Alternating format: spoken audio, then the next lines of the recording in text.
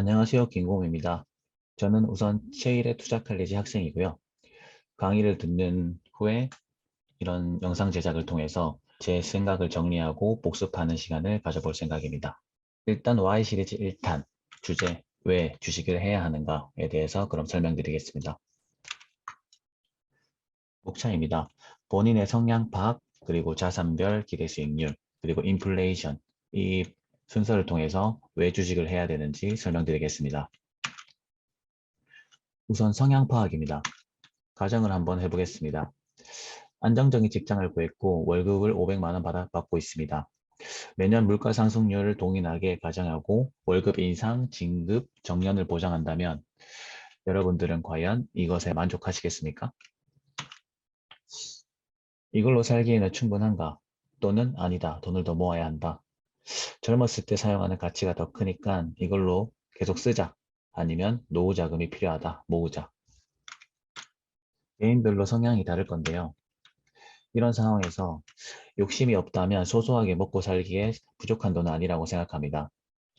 그러나 예상치 못한 사고 또는 치료로 급전이 필요할 수도 있고 500만 원을 하나도 안 쓰고 10년 동안 모으면 6억입니다. 그때 집 가격은 그대로 있을까요? 또한 의학 기술의 발달로 정년 이후에 사용할 노후 자금이 필요할 수도 있습니다. 즉 100세 시대에 정년 이후에 저희가 사용할 돈이 필요하다는 것이죠. 내가 지금 먹고 살기에 충분한 돈만 있으면 돼. 100세 시대 노후 자금은 나중에 생각하자. 젊고 멋진 지금의 현실을 즐기는 게 우선이야. 등의 생각이나 가치관이 있으신 분들은 더 이상 영상을 안 보시고 나가셔도 될 것 같습니다. 하지만 노후 준비를 해야 하고 그리고 물질적 자유, 시간의 자유, 돈을 마음대로 여유 있게 쓸 수 있고 돈의 시간을 뺏기지 않는 이런 자유를 원하시는 분들은 계속 저와 함께 공부해 나가시면 좋을 것 같습니다. 그러면 앞선 성향을 파악하고 내가 투자를 하기로 결심했다면 자산별 기대 수익률을 한번 알아볼 필요가 있습니다. 자산별에는 실물자산과 금융자산이 있는데요. 실물자산에는 부동산, 원자재가 있고 금융자산에는 채권, 주식, 외환이 있습니다. 그럼 제가 대략적으로 한번 수익률을 검토해 보았는데 우선 첫 번째 그래프는 강남 부동산에 대한 그래프고요. 그리고 두 번째 그래프는 채권과 주식에 대한 수익률에 대한 그래프입니다. 기간은 7년으로 잡았고 강남 부동산은 158% 걸렀고 채권은 48%, 코스피 국내 주식이죠. 49%, 미국 S&P 500은 150% 걸렸습니다. 이것만 보면 강남 부동산에 투자해야 되나? 라고 생각할 수가 있는데 실제로 이것은 약간 오류가 있을 수가 있습니다. 그 이유는 그때그때 상황에 따라서 다를 수가 있다는 얘기인데요. 그 이유는 이것은 과거 7년 동안의 수익률이지 10년, 20년은 또 다를 수가 있고 그리고 그 과거의 7년 동안 그 각각의 상황은 현재와 그리고 앞으로의 미래와 다를 수 있기 때문에 이것은 참고로만 보시고 그리고 앞으로 어떻게 해야 될지 설명해 드리겠습니다. 현 상황을 분석하고 대응하는 것이 필요한데요. 저는 경기, 물가, 금리를 파악하고 핵심 자산군을 다시 한번 선정해 보겠습니다.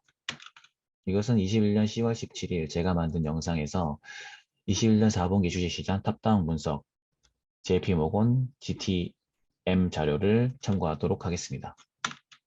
일단 지금 모든 것을 설명드리지 않을 거고 간단하게만 설명을 드리면 경기지표는 OECD 경기 선행지수, PMI 지수, 재고순환선, GDP 등이 있는데 지금 현재 경기 지수들은 고성장을 의미하고 있습니다.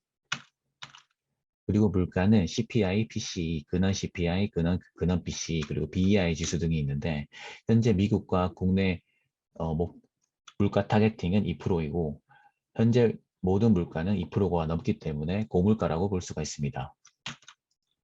그리고 금리는 미국과 국내는 거의 최저금리 수준으로 유지하고 있고 미국은 현재 0에서 0.25%를 기준금리로 선정하고 있습니다. 여기서 최근에 그 파월 스탠스 FOMC 미팅에서 변화가 있었는데 물가는 더 이상 일시적이지 않다. 대응이 필요하다. 그리고 테이퍼링을 앞으로 실시할 거다. 그리고 테이퍼링이 끝나면 금리 인상을 할 거다. 라는 식의 순으로 앞으로 진행이 될 것 같습니다. 그리고 지금 당장 금리가 인상된 것이 아니기 때문에 지금 현재는 고성장 저금리로 보시면 됩니다. 그럼 이 상황에서 다시 한번 부동산 채권 주식을 파악해 보도록 하겠습니다. 이 표는 각각의 자산들에 대한 단기, 중기, 장기에 대한 밸류에이션, 모멘텀 등을 확인할 수 있는 표인데요. 예를 들어서 부동산 같은 경우에는 단기에는 금리가 영향을 받고 중기에는 인구수, 가구수, 주택 도급률 같은 수급의 영향을 받는다고 보시면 됩니다. 이런 식으로 봤을 때 현 상황은 고성장, 저금리라서 자산에 엄청 유리한 상황이었는데 앞으로의 상황은 금리 인상을 위한 준비 단계인 테이퍼링을 실시하고 그 이후에는 금리 인상을 할 것을 예측할 수가 있습니다. 그럼 현재 최저금리에서 조금씩 금리가 상승할 경우를 예측할 수가 있는데 부동산 같은 경우에는 금리가 상승하게 되면 오히려 부동산 자산에 좋지 않은 영향을 주기 때문에 신규 투자를 대기하는 방법을 볼 수가 있겠고 채권 같은 경우에는 채권 같은 경우에는 금리 인상 시 가격이 하락하기 때문에 채권을 투자해서는 안 되고 오히려 채권 인버스를 활용하는 방법을 할 수가 있습니다. 그리고 주식 같은 경우에는 금리 인상은 곧 경기가 좋아짐을 뜻하고 경기가 좋아지면 EPS가 상승하고 주가가 상승할 것이기 때문에 주식 투자에는 좋습니다. 이렇기 때문에 지금 현 상황에서는 주식이 가장 매력적인 자산이라고 볼 수가 있습니다.